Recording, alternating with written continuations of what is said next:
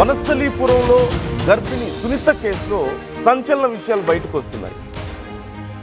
ఆ మహిళ ప్రాణాలు ఎందుకు తీశావు అని పోలీసులు అడిగినప్పుడు విచారణలో చాలా కీలక విషయాలు చెప్తున్నాడు నిందితుడు. సునీత ప్రాణాలు తీయాలని పక్కాగా ప్లాన్ చేసుకున్నానని, సునీత ఆచూకీ తెలియకపోవడంతో ఆ ప్లాన్ చాలా రోజుల పాటు అమలు కాలేదని, ఇన్స్టా రీల్ ఆధారంగా భార్య ఆచూకీ మొత్తానికి తెలిసిందని మహేష్ చెప్పాడట. హైదరాబాద్ వనస్థలీపురంలో ఉంటున్నట్లుగా మహేష్ గుర్తించాడు. ఆ తర్వాత హత్యకి ఒక 3 రోజుల ముందు సునీత ఇంటి ముందు మహేష్ రెక్కీ చేశాడంటూ కూడా తెలుస్తోంది. ఒక పెద్ద కత్తి తీసుకున్నాడు, 2 ఎలక్ట్రికల్ రంపాలు తీసుకున్నాడు, పెట్రోల్ డబ్బా తీసుకొని ఇంటి దగ్గరికి వెళ్ళాడు. అయితే మహేష్ను చూసి సునీత భయపడి తలుపులు వేసుకుంటే ఆ తలుపులు కట్ చేసి లోపలికి వెళ్ళాలి అని ఆ రంపాలు తెచ్చుకున్నట్లుగా తెలుస్తోంది. ముందే ప్లాన్ చేసుకొని ఒకవేళ ఎవరైనా అడ్డొస్తే ఆ పెట్రోల్ కత్తి చూపించి వాళ్ళని భయపెట్టాలని చెప్పేసి ప్లాన్ చేసుకున్నాడట. అసలు ఎందుకు జరిగింది ఇదంతా? ఒక గర్భిణిని ఇలా చేయాల్సిన అవసరం ఎందుకు వచ్చింది? ఇంత దారుణంగా కొట్టి చిత్రహింసలు పెట్టి ఆ మహిళ ప్రాణాలు తీయడానికి ప్రయత్నించాల్సిన అవసరం ఎందుకు వచ్చింది? మహేష్ స్వస్థలం పెద్దపల్లి జిల్లా మంథని మండలం విలోచవరంగా తెలుస్తుంది. సునీత స్వస్థలం మహారాష్ట్రలోని చంద్రపురి జిల్లా తిలక్వాడ్. మహేష్ సొంతూరు, సునీత అమ్మమ్మ ఊరు ఒకటేనట. 2014 నుంచి వాళ్ళిద్దరి మధ్య పరిచయం ఏర్పడింది. 2022 ఏప్రిల్లో పెళ్లి చేసుకున్నారు వాళ్ళిద్దరూ, సునీత మహేష్. 2019 నుంచి 2022 మధ్యలో మహేష్ జాబ్ కోసం ఆస్ట్రేలియా వెళ్ళాడు. అయితే సునీతకి వీసా రాకపోవడంతో ఆ తర్వాత మహేష్ కెనడాకి తన మకాంని మార్చాడు. మహేష్ కెనడా వెళ్ళిన తర్వాత అక్కడికి భార్య వస్తుంది కదా అనుకుంటే తన ఫోన్ కాల్స్కి సరిగా రెస్పాండ్ అవ్వలేదు సునీత అంటూ తెలుస్తుంది ఆ టైంలో. అయితే మొత్తానికి 2023లో సునీతను కెనడా తీసుకెళ్ళాడట. కానీ ఆ మధ్య కాలంలో అంటే మహేష్ ఆస్ట్రేలియా నుంచి కెనడా వెళ్ళిన సమయంలో భార్య సరిగా టచ్లో లేదు అంటూ తెలుస్తుంది. ఆ సమయంలో ఇద్దరి మధ్య గొడవలు మొదలయ్యాయి. సునీత మీద అనుమానం మొదలైంది మహేష్కి. ఈ నేపథ్యంలో అక్కడ కెనడా వెళ్ళిన తర్వాత అక్కడ గొడవలు జరిగి చివరికి ఒక నెల రోజుల తర్వాత మళ్ళీ ఇండియాకి తిరిగి వచ్చేసింది సునీత. నన్ను వేధిస్తున్నారు అని మహేష్ మీద, అతని పేరెంట్స్ మీద సునీత కేసు కూడా పెట్టారట. హెరాస్ చేస్తున్నారని గృహహింస కేసు పెట్టారు. ఈ నేపథ్యంలో మహేష్ మదర్ కాలం చేయడం, ఆ సమయంలో అదే సమయంలో మహేష్ మీద లుకౌట్ నోటీసులు రావడం, వీసా రిజెక్ట్ అవ్వడం, ఇవన్నీ జరిగిపోయాయి ఈ కేసుల వల్ల, ఈ గొడవల వల్ల. ఈ నేపథ్యంలో ఇక తన కెరీర్ పాడైపోయింది, తనకు మ్యారేజ్ లైఫ్ లేదు, మదర్ లేరు. వీటన్నిటితో మహేష్ మెంటల్గా బాగా డిస్టర్బ్ అయిపోయాడు. ఎలాగైనా సరే తన కెరీర్ని నాశనం చేసింది అన్న కోపంతో ఎలాగైనా సరే పగ తీర్చుకోవాలని ప్లాన్ చేసుకున్నాడు. చివరికి ఇదిగో తన అడ్రస్ కోసం వెతకడం, తన ఏదో ఒకటి చేయాలని అనుకోవడం, ఒక ఇన్స్టాగ్రామ్ రీల్ ద్వారా తన అడ్రస్ కనుక్కొని ఆ ఇంటి దగ్గర ముందే ఒక 3 రోజుల ముందు రెక్కీ చేసి ఓకే ఎవరు లేని టైం చూసి లోపలికి ఎంటర్ అవ్వాలని డిసైడ్ అవ్వడం, అక్కడికి వెళ్ళడం, మహేష్ని చూసి సునీత డోర్ వేసుకోవడం, తనతో పాటు తెచ్చుకున్నటువంటి కట్టర్ సాయంతో మొత్తం డోర్ అది కోసివేసి లోపలికి వెళ్ళాలని ప్రయత్నం చేయడం, వీళ్ళు వచ్చి ఆపే ప్రయత్నం చేయడం, వాళ్ళని బెదిరించడం, ఆ తర్వాత సునీత మీద దాడి చేయడం, ఇవన్నీ మనం విన్నాం. So this is the case. మరి ఇప్పుడు విచారణ ఎలా జరుగుతోంది, అసలు ఇంకొంచెం డీప్గా వీళ్ళిద్దరి మధ్యలో ఏం జరిగింది, సునీత విషయంలో అనుమానం మొదలైంది, అలాగే కెనడా నుంచి ఎందుకు వచ్చేసింది, తర్వాత ఏం జరిగింది, మహేష్ మదర్కి ఏమైంది, డీటెయిల్స్ తెలుసుకుందాం మనం. నిర్మల జాయిన్ అవుతున్నారు, మా ప్రతినిధి. నిర్మల, ఈ కేసు తవ్వే కొద్దీ కొత్త విషయాలు బయటకు వస్తూ ఉన్నాయి, మనం చూస్తూ ఉన్నాం. చాలా విషయాలు ఉన్నాయి తెలుసుకోవడానికి. మహేష్ మదర్ అసలు ఎలా ప్రాణాలు కోల్పోయారు అంటే ఆ సమయంలో ప్రాణాలు ఆమె లేరంటూ తెలుస్తోంది. అట్ ది సేమ్ టైం వాళ్ళిద్దరి మధ్యలో ఏం జరిగింది, సునీత మహేష్ మధ్యలో ఏం జరిగింది, ఇన్సిడెంట్కి సంబంధించి పోలీసుల విచారణలో ఇంకా ఏమైనా కొత్త విషయాలు బయటకు వస్తున్నాయా? ఇన్సిడెంట్ ఎలా జరిగింది, ఏం జరిగింది ఆ సమయంలో అనే దానికి సంబంధించి? నందు ఈ సునీత విషయానికి వస్తే గనక వీళ్ళకి 2022లో పెళ్ళైనప్పటికీ కూడా ఆ తర్వాత సునీతను కూడా కెనడా తీసుకెళ్లాలి అని చెప్పేసి కూడా ప్రయత్నం చేసినట్టు తెలుస్తోంది మహేష్. అక్కడ పోలీసుల ముందు కూడా ఒప్పుకున్నట్లుగా పోలీసులు కూడా వెల్లడిస్తూ ఉన్నారు. కానీ తనకు వీసా రాకపోవడంతో ఇక్కడ సునీతని ఇక్కడే వదిలేసి అక్కడ మహేష్ వెళ్ళిపోవడంతో కూడా అంటే ఒక 2-3 నెలల గ్యాప్ తో కూడా మరి సునీత తర్వాత ఫోన్లకు సరిగా రెస్పాండ్ అవ్వకపోవడము, ఫోన్ చేసినప్పుడు తన ఫోన్లు కట్ చేయడము ఇలాంటివి జరుగుతున్నప్పటికీ మహేష్ లో మాత్రము అనుమానం మొదలైందనే తెలుస్తూ ఉంది. ఎందుకంటే మొత్తం కూడా పోలీసుల ముందు ఒప్పేసుకున్నాడు మహేష్ అన్నట్టుగా డీసీపీ అనురాధ కూడా తెలియజేయడం జరిగింది నిన్న ప్రెస్ మీట్ పెట్టి కూడా. కాబట్టి తను అక్కడి నుంచి వెంటనే మళ్ళీ మహేష్ కెనడా నుంచి ఇక్కడికి ఇండియాకి రావడం జరిగింది. ఆ తర్వాత సునీతని కెనడాకి తీసుకెళ్లే ప్లాన్ చేసి తీసుకెళ్లడం కూడా జరిగింది. అక్కడికి వెళ్ళినాక సునీత అక్కడ ఒక నెల రోజులు మాత్రమే ఉన్నట్టు తెలుస్తుంది. ఎందుకంటే ఆ నెల రోజుల్లోనే ఇక్కడ ఎందుకైతే తను ఫోన్ స్పందించలేకపోయింది, ఫోన్ ఎందుకు కట్ చేస్తా వచ్చింది అనే కోణంలో మహేష్ కి అనుమానాలు వ్యక్తం అవడంతో అక్కడికి పోయినాక కూడా కేవలం ఆ అనుమానంతోనే ఇద్దరి మధ్య గొడవలు కూడా వచ్చినట్టుగా తెలుస్తూ ఉంది.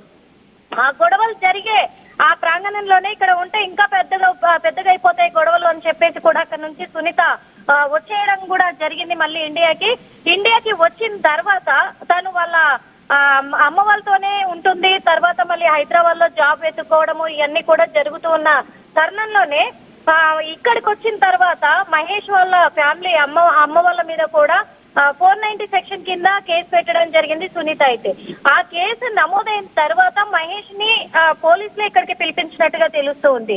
ఇక్కడికి పిలిపించిన తర్వాత కూడా తనకు వీసా అక్కడ తను జాబ్ చేసే దగ్గర ఈ విషయం తెలిసిపోయి కూడా అక్కడ తనకు జాబ్ పోవడము, ఇక్కడ నుంచి వీసా క్యాన్సిల్ అవ్వడము మహేష్ కి. అందులో ఒకటి ఇక్కడ నుంచి పోలీసులు పెట్టిన కండిషన్ల మీద తను ఉన్నాడు కాబట్టి ఇక్కడ నుంచి బయటికి వెళ్లే అవకాశం లేకపోవడము ఇదంతా జరిగినప్పటికీ కూడా 2024 డిసెంబర్ లో శ్రీనాథ్ని పెళ్లి చేసుకోవడం జరిగింది సునీత. ఇక్కడ వీళ్ళు తెలంగాణలోనే ఈ ప్రాంతంలోనే కూడా వాళ్ళు డివోర్స్ కూడా అప్లై చేసినప్పటికీ ఇంకా డివోర్స్ మంజూరు అవ్వకుండా సునీత పెళ్లి చేసుకొని ఒక గుళ్ళో నుంచి శ్రీనాథ్తో కలిసి ఉన్నటువంటి ఒక రీల్ ని షేర్ చేయడంతో తను అది గమనించడం జరిగింది. ఆ రీల్ లో కూడా ఇప్పుడు చాలా హ్యాపీగా ఉన్నాను అనే ఒక మెసేజ్ కూడా దానిపైన ఉన్నట్టుగా గుర్తించడం జరిగింది. అలాంటిది అది చూసిన తర్వాత కూడా అంటే ఈ మహేష్ వాళ్ళ మదర్ కూడా ఉన్నది ఒక్కడే కొడుకు అని తెలుస్తుంది. మహేష్ ఒక్కడే కొడుకు కాబట్టి తన జీవితం ఇలా అయిపోయేసరికి ఆ విషయంలోనే తన కుంగిపోయి మానసికంగా ఇదైపోయి తను మృతి చెందినట్టుగా భావించాడు. ఇవన్నీ దృష్టిలోకి తీసుకున్నాడు. అందరూ దూరం అయిపోయారు, తన జాబ్ కెరియర్ అంతా పోయింది, విచ్ఛిన్నం అయిపోయిందనే ఒక మెంటల్ గా డిస్టర్బ్ అయిపోయి కూడా తను మానసికంగా కుంగిపోయి డిప్రెషన్ లోకి వెళ్ళినట్టుగా కూడా తెలుస్తుంది. అందులో ఒకటి సునీత శ్రీనాథ్ని పెళ్లి చేసుకున్న తర్వాత కూడా ఈ రీల్స్ ఫోటోస్ సోషల్ మీడియాలో తను అప్లోడ్ చేస్తూ ఉంటే కూడా అవి ప్రతి ఒక్కటి చూసి తట్టుకోలేకే వ్యక్తిగత కక్ష పెంచుకున్నట్టుగా కూడా తను ఒప్పుకోవడం జరిగింది పోలీసుల ముందైతే.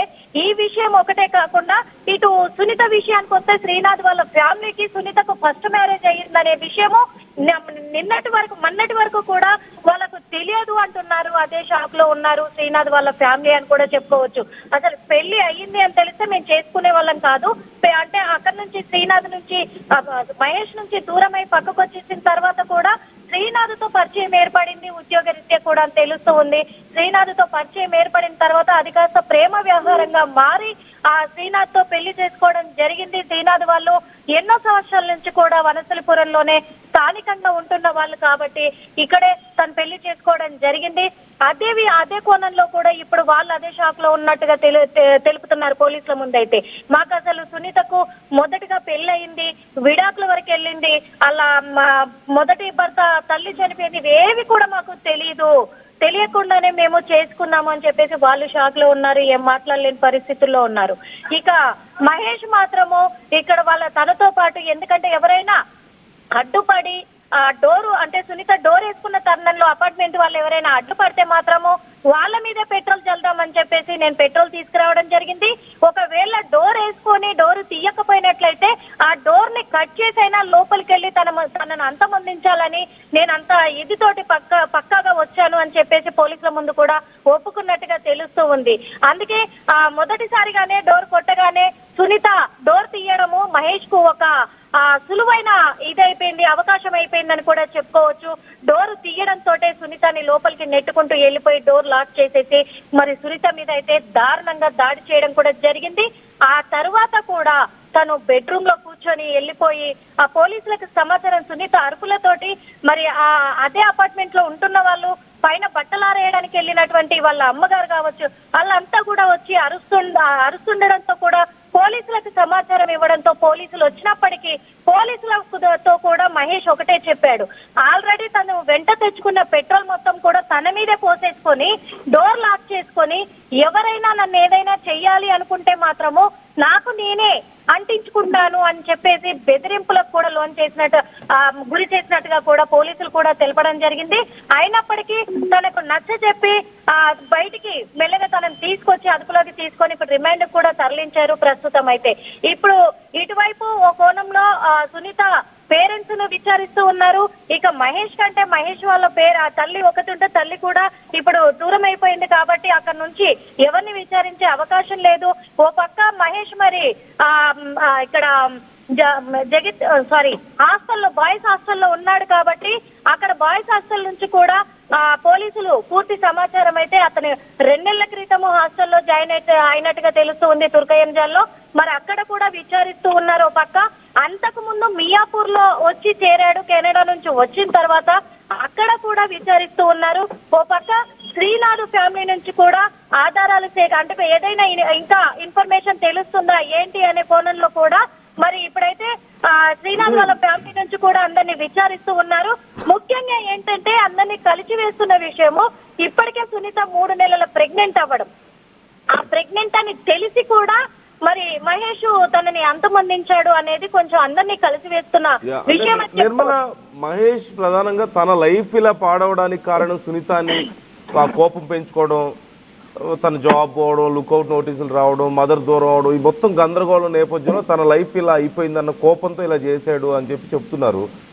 అయితే అసలు గొడవలు మొదలవడానికి కారణం ఏంటి అంటే తను ఆస్ట్రేలియా ఉన్నప్పుడు వీసా రాలేదు అంటున్నారు ఆస్ట్రేలియాకి, ఆ తర్వాత యూకే వెళ్ళాడు, కెనడా వెళ్ళాడు అని చెప్తున్నారు. సో అక్కడికి వెళ్ళడానికి కూడా చాలా రోజులు సునీత రెస్పాండ్ అవ్వలేదంటూ తెలుస్తుంది. అప్పటికే సునీతకి మహేష్కి గొడవలు ఉన్నాయా లేకపోతే ఇంకెవరైనా థర్డ్ పర్సన్ ఎంటర్ అయ్యారా? అప్పటికే ఏం జరిగింది, ఏమైనా డీటెయిల్స్ తెలుస్తున్నాయా? అసలు ఎందుకు స్టార్ట్ అయ్యాయి గొడవలు అనేది? అప్పటికే మరి శ్రీనాథ్తో తను ఒక స్నేహంగా అంటే తను పరిచయం అయినట్టుగా తెలుస్తూ ఉంది. ఎందుకంటే ఆ తర్వాత నుంచే వాళ్ళకు గొడవలు స్టార్ట్ అయినట్టుగా తెలుస్తూ ఉంది. అదే వ్యక్తిని పెళ్లి చేసుకుంది అనే ఒక రీల్ లో చూడడం బట్టి కూడా తను బాగా డిప్రెషన్ లోకి వెళ్ళినట్టుగా కూడా తెలుస్తూ ఉంది. అందుకే మరి శ్రీనాథ్ వల్లే గొడవలు వచ్చాయా అనే కారణం అయ్యి ఉండొచ్చు అని చెప్పేసి ఇంకా పోలీసులు అయితే అనుమానం వ్యక్తం చేస్తూ ఉన్నారు. అదే కోణంలో మరి శ్రీనాథ్ ఏమో ఓ పక్క ముందే పెళ్ళయింది అనే విషయం మాకు తెలీదు అని చెప్పేసి శ్రీనాథ్ కానీ శ్రీనాథ్ ఫ్యామిలీ కానీ చెప్తూ ఉన్నారు అని తెలుస్తూ ఉంది. మరి ఈ ఆ మధ్య కాలంలో తను యుఎస్ నుంచి యూకేకి వెళ్లే మధ్యలో ఈ సునీత ఫోన్ రెస్పాండ్ అవ్వకపోవడానికి గల కారణం కేవలం శ్రీనాథేనా లేకపోతే ఇంకెవరైనా వ్యక్తి ఉన్నారా అనే కోణంలో కూడా పోలీసులు అయితే దర్యాప్తు చేస్తూనే ఉన్నారు. నందు right. Thank you Nirmala, thanks for the details. So తన కెరీర్ మొత్తం పాడవడానికి సునీతనే కారణం, తన లైఫ్ ఇలా అయిపోవడానికి. చదువుకున్నాడు, మంచి ఉద్యోగంలో ఉన్నాడు, భార్యను కూడా విదేశాలకు తీసుకెళ్లాలని ప్లాన్ చేసుకున్నాడు. కానీ ఈలోగా ఇక్కడ పరిస్థితులు మారిపోవడం, వాళ్ళిద్దరి మధ్యలో గొడవలు రావడం, తర్వాత నన్ను ఇబ్బంది పెడుతున్నారని చెప్పేసి మహేష్ మీద తన కుటుంబం మీద సునీత కేసు పెట్టడం. ఈ నేపథ్యంలో మహేష్ జాబ్ పోవడం, లుకౌట్ నోటీసులు రావడం, మదర్ కూడా దూరం అవడం, అదే టైంలో డిప్రెషన్కి కారణమైనట్లు కనపడుతుంది.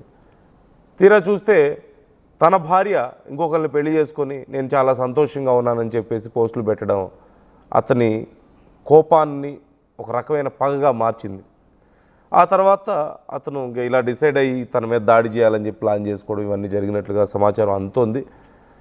ఇంకా పూర్తి స్థాయిలో డీటెయిల్స్ రావాల్సి ఉంది, పిన్ పాయింట్ డీటెయిల్స్ ఇంకా పూర్తిగా రావాల్సి ఉంది.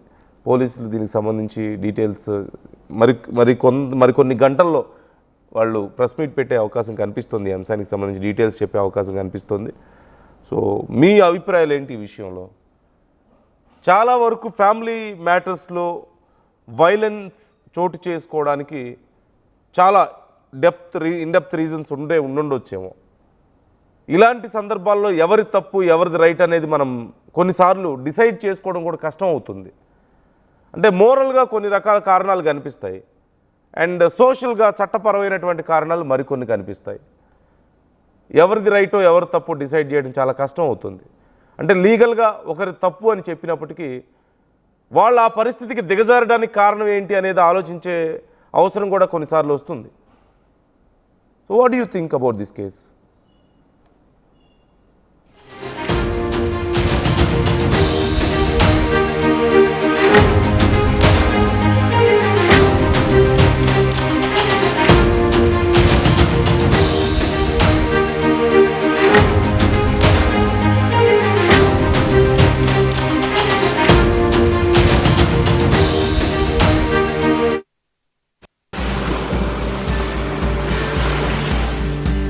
చిన్న చిన్న ఆనందాలు 35 ఏళ్లుగా నా జీవితంలో లేవు. 35 ఏళ్లుగా నేను డైపర్లలో బ్రతికాను. 6 సెంటీమీటర్ల ఫిస్టులా నా మూత్రాశయంలో లీక్ కారణమైంది. ఎవరూ నాకు సహాయం చేయలేకపోయారు. ఏఐఎన్యూలో వైద్యులను కలిసే వరకు. అక్కడ వారు రోబోటిక్ శస్త్రచికిత్సతో నాకు పరిష్కారం ఇచ్చారు. వారు నా ఆత్మవిశ్వాసాన్ని కూడా తిరిగిచ్చారు. Precision Care makes it possible. The Center for Robotic Surgery at AINU